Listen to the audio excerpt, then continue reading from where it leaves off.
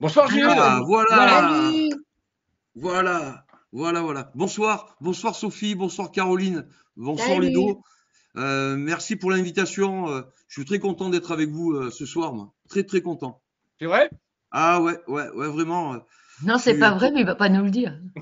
si, je suis très heureux parce que tu es là, Caroline, et je suis très admiratif de tout ce que tu fais, ce que tu as fait pendant cette mandature. Les salariés de la santé sont, je pense, très fiers de tout ce que tu fais pour eux, et j'aimerais, moi, rejoindre ces bancs pour être à tes côtés, à côté de François Ruffin, pour parler des invisibles, des gens ces petites mains qui nous sont à toutes et tous indispensables, parce que voilà, aujourd'hui, je crois que c'est ces personnes sur lesquelles nous devons avoir une attention toute particulière. Et dans le nucléaire, précisément, quoi.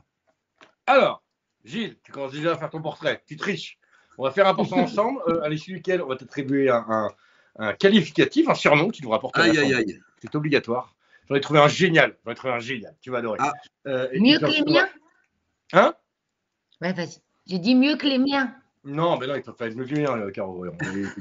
Je ne suis pas élu de la nation, moi. Et puis ensuite, on va enchaîner une série de questions. Est-ce que tu es prêt? je suis prêt. Jingle portrait.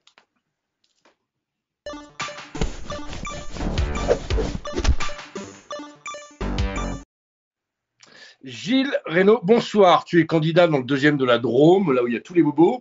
Tu as 56 ans, tu es sans emploi, mais tu es ouvrier dans le nucléaire. Il y a des prestataires dans le nucléaire, c'est important de le préciser. Tu milites dans une association qui s'appelle Ma Zone Contrôlée. Tu es élu du personnel CHSCT. Tu milites beaucoup pour la transition énergétique, mais surtout pour la reconnaissance des conditions de travail de la sous-traitance dans le nucléaire. Et tu aimes beaucoup faire rire. Donc, tu travailles dans le nucléaire, tu aimes faire rire, tu seras donc notre député Homer Simpson. Ah, Bien ça y est, d'accord. vu! Ok. Je devine les pistes. Je devine les pistes. Ok. Est-ce que ça te Oh, va? des donuts. Ok. Ouh, des donuts! Et donc, on est parti pour la question honteuse. Ok.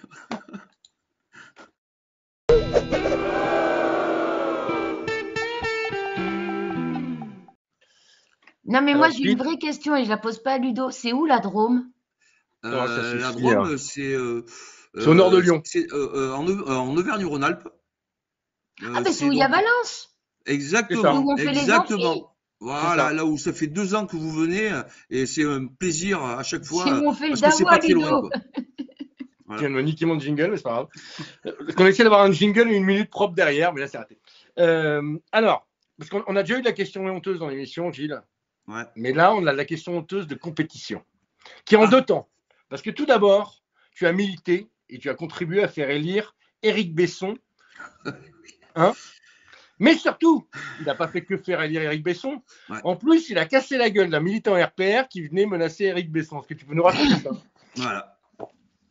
Quand j'étais jeune, hein, j'étais jeune à l'époque. Voilà, je ne pensais que par le football, et je me suis emporté tout simplement.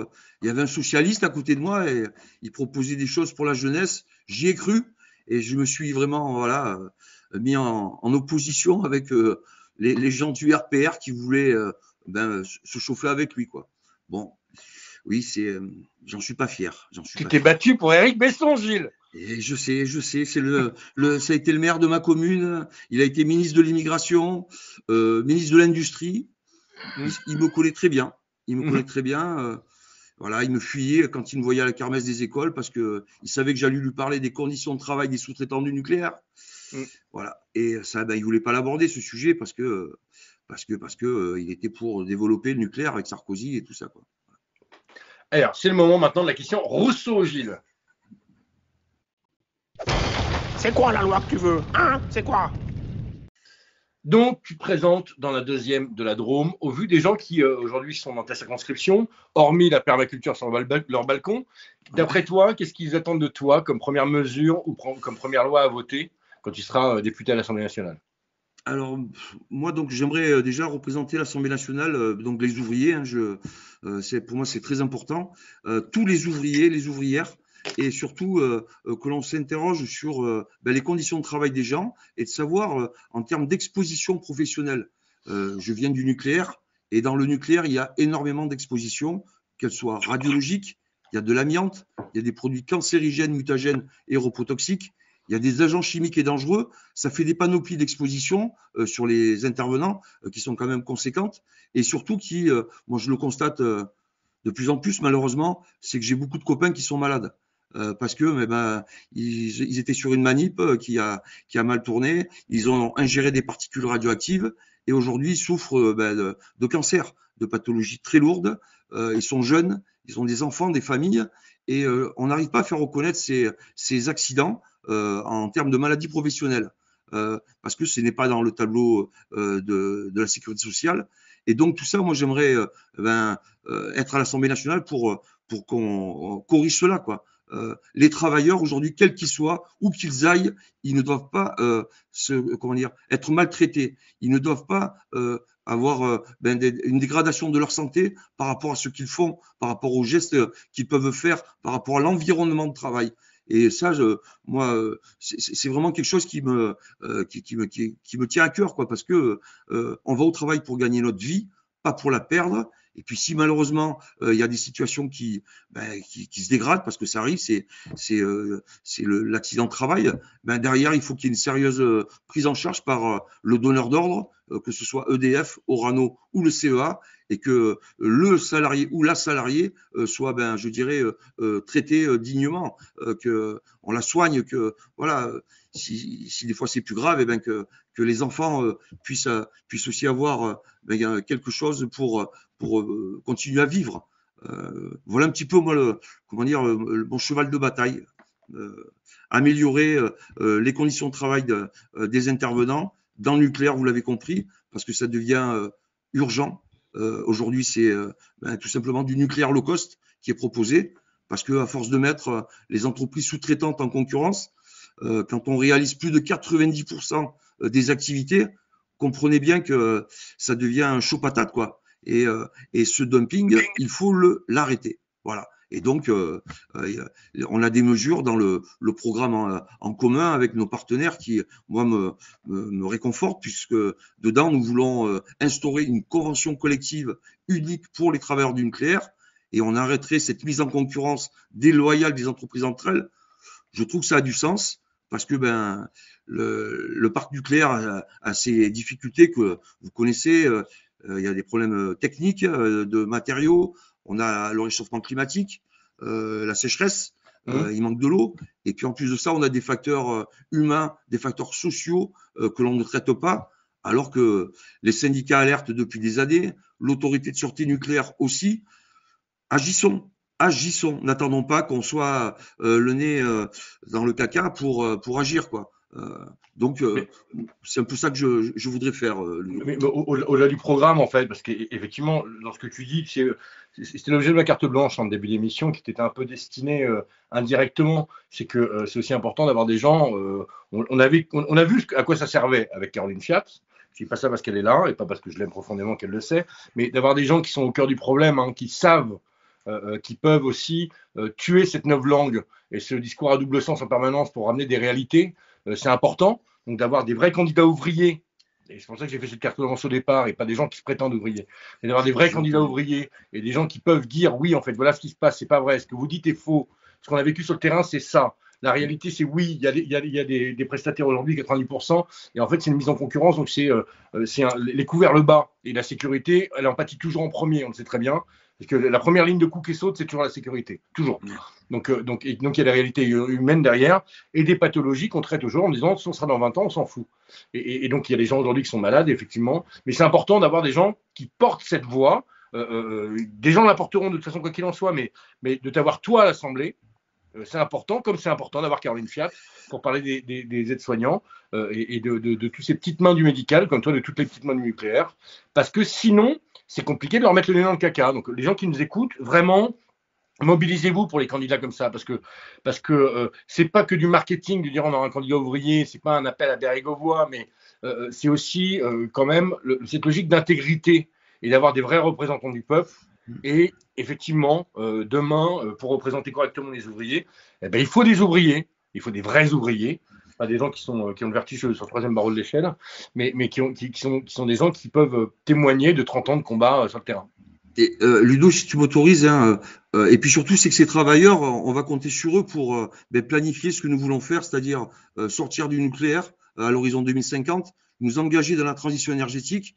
Et ces travailleurs, il faut immédiatement aller vers eux, leur expliquer notre projet, que nous voulons le faire avec eux, pas contre eux, et que on va trouver les meilleures solutions. Il y a des arrêts de réacteurs qui vont être inévitables. Il va falloir peut-être démanteler, il faudra le décider. Parce que aujourd'hui, il y a des problèmes, si vous voulez, de stockage de déchets. L'autorité de sûreté nucléaire parle de faire un plan Marshall. Un plan Marshall au niveau de la filière nucléaire. Ce plan Marshall, oui, ok, mais il faut qu'il soit social. C'est la priorité des priorités. Parce que les salariés sont au quotidien les garants de votre sécurité et de la sûreté nucléaire. Il faut toujours l'avoir à l'esprit, ça. Et donc, ces personnels-là, il ne faut pas qu'on les laisse en difficulté, victimes du dumping, de précarité, de maltraitance, parce que les copains et les copines ils se découragent. Voilà. Et sur une installation nucléaire, pardon, on n'a pas le droit de se comporter comme ça, quoi. On n'a pas le droit. Alors, on va en arriver, parce qu'en plus, tu es concerné dans un circo, parce qu'on va arriver à la question prune. On a un jingle.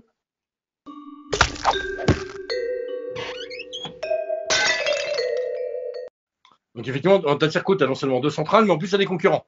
Donc, qui tu as en face, à qui est-ce qu'il faut coller des tartes, et comment ça se présente? Ça se présente comme les sondages que tout le monde connaît. La NUP est devant. Nous, nos adversaires, c'est la droite extrême et l'extrême droite. Hein. Voilà, les racistes et puis les libéraux. On fait campagne. Je suis entouré d'une formidable équipe. Formidable équipe. Il y a quelques informations, je crois, qui vous sont remontées. Je voudrais faire un petit coucou et je fais coucou aussi à tous les personnes qui sont connectées, à Émilie Renaudot, qui est notre directrice de campagne et qui est une merveilleuse directrice de campagne. Je l'embrasse très, très tendrement. Donc, merci beaucoup, Émilie. Puis tous les autres, moi, ma suppléante aussi, Rachel Mahé, qui est de la gauche révolutionnaire. Je suis entouré que de gens formidables. Je les découvre et c'est une aventure pour moi qui est merveilleuse. Et je veux être à la hauteur de leur confiance, quoi. Voilà. Alors, effectivement, tu as Millie, The Red Fox, dans ta campagne, que c'est dans l'équipe de Prune Bordion, qui est une amie proche, hein, qui est dans le réseau Fakir. Mais le rassemblement derrière toi, c'est bien fait, de la NUPS? Oui, ça aussi, c'est vrai que c'est une satisfaction. On est côte à côte dans nos opérations de tractage sur les marchés avec le Parti socialiste, Europe Écologie, le Parti communiste. Le Parti communiste, ils sont sur le secteur nord de la Drôme, bien affûtés. Ils nous aident. Ils ont une organisation que l'on connaît tous, c'est que on doit s'inspirer. Ils savent le nombre de boîtes aux lettres qu'il y a dans un quartier. C'est merveilleux, quoi. Ils viennent chercher 408 tracts, pas 409. Ils en veulent 408. Voilà. C'est génial, quoi, de pouvoir avoir des gens comme ça autour de soi. Et puis oui, de plus en plus de gens nous soutiennent, viennent vers nous. On voit bien qu'il y a une attente. Et j'espère que voilà, je pourrai rejoindre les bancs, être aux côtés de Caroline, de François, et d'évoquer tous ces problèmes de santé, le burn-out, le faire reconnaître en maladie professionnelle. Voilà, moi c'est vraiment les choses qu'il va falloir faire. On va essayer de t'envoyer à l'Assemblée et c'est le moment de la question bonbon.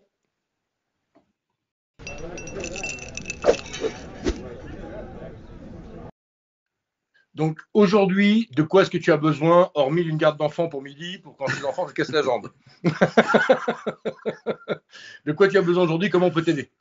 Déjà, là, ce soir, vous nous aidez énormément par cette visibilité que vous nous donnez.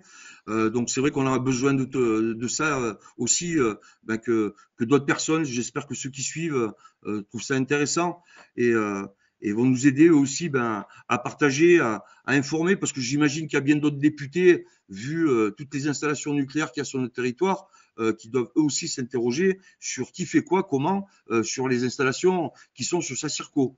Donc, s'ils sont embêtés, qu'ils n'hésitent pas à me contacter, je pourrais donner des éléments, parce que voilà, je crois que ça devrait être une de nos priorités, il me semble, pour nous à la NUPES, maintenant, de se dire, il y a des travailleurs dans ce secteur d'industrie, il faut aller vers eux, les voir, les écouter, et on va apporter des solutions, parce qu'aujourd'hui, ceux qu'ils vivent, ce n'est pas acceptable. Voilà.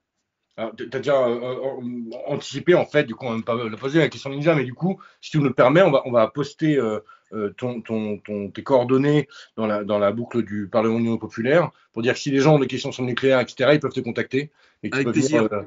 au soutien. Et alors, si tu nous donnes un conseil aux plus jeunes, tu nous parlais des techniques du PC là sur le terrain, etc., Ouais. à nos plus jeunes candidats, ou pas aux plus vieux d'ailleurs aussi, c'est quoi ton truc à toi? Bah, aujourd'hui, pour Euh, arriver à convaincre, ta technique spéciale, c'est quoi le truc que tu recommanderais? alors, je dirais ben, déjà recommander de s'entourer de gens en qui on a confiance. Et j'en ai parlé un petit peu tout à l'heure, mais je découvre des gens autour de moi. On a été côte à côte pendant 5 ans dans toutes les luttes contre Macron. On s'est retrouvés côte à côte. On n'avait pas les mêmes couleurs. Là, on est ensemble. On fait des choses ensemble. On veut construire ensemble. Et je trouve ça assez merveilleux, quoi. Donc moi, je veux y croire. Je veux jouer le match jusqu'à la fin, jusqu'au coup de sifflet final, et puis tout faire avec tous les gens qui sont avec moi, je dirais, pour amener un petit peu de réconfort aux salariés, aux personnes qui sont à la retraite, aux gens qui luttent contre la maladie, voilà, et essayer d'être à leur côté, quoi. Alors, Sophie a affiché un message. Avant, Sophie, je voudrais bien que l'équipe check, savoir qui est Carto de la rue, parce qu'il nous met ça tous les soirs par sa chaîne YouTube. Donc, je voudrais bien qu'on ait checké sa chaîne YouTube avant pour voir ce que c'est, pour être sûr que ce soit pas un vieux zémorien de merde qui vient nous troller. Et puis, si c'est quelqu'un de bien, évidemment, on pourra lui partager les contenus, il pourra les récupérer sur notre chaîne YouTube d'ailleurs, s'il veut. Hein. Tu auras les propos de Gilles sur notre chaîne YouTube. Très bien. Voilà. Donc, Carto de la rue, si tu nous entends, sur la chaîne YouTube de Prune Bourbon, tu retrouveras le passage de Gilles, tu pourras la diffuser sur ta chaîne si tu le souhaites, avec grand plaisir. Merci Gilles, on va te couper tout Merci ça. à vous. Ben non, mais merci vraiment. Merci Gilles. Et puis on t'envoie tout ça, et puis on se retrouve à l'Assemblée, évidemment, parce que je pense que Mehdi m'invitera Avec aussi plaisir. pour l'apéro. Avec plaisir. Salut Gilles, et bon courage. Ouais, merci, à très vite. Ciao, ciao. Ciao. Salut.